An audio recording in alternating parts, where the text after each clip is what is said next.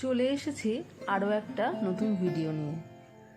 আজকে যে কয়েকটা কালেকশন দেখাবো সেগুলো হচ্ছে একদমই পয়লা বৈশাখের পরার জন্য।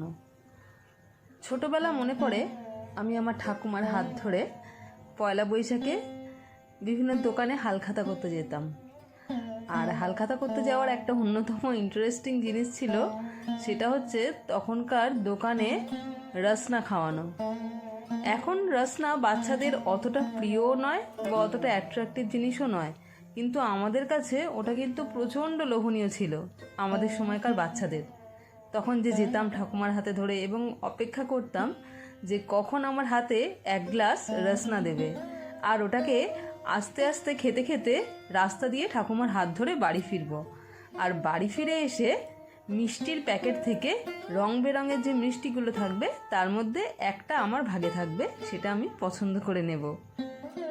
এবং অনেক সময় এরকমও হতো যে আমার যে মিষ্টিটা পছন্দ আমার দাদা অথবা ভাই বোনেরও সেই মিষ্টিটাই পছন্দ, এবং সেটা নিয়ে হালকা খুনসুটি লেগে যাওয়া আমাদের মধ্যে।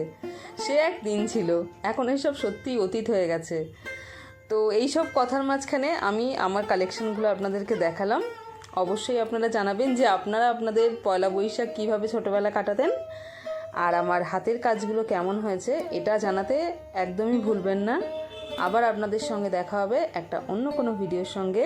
ততক্ষণ সবাই ভালো থাকবেন এবং সবাইকে আগাম পয়লা বৈশাখের অনেক শুভেচ্ছা। ততক্ষণ টাটা।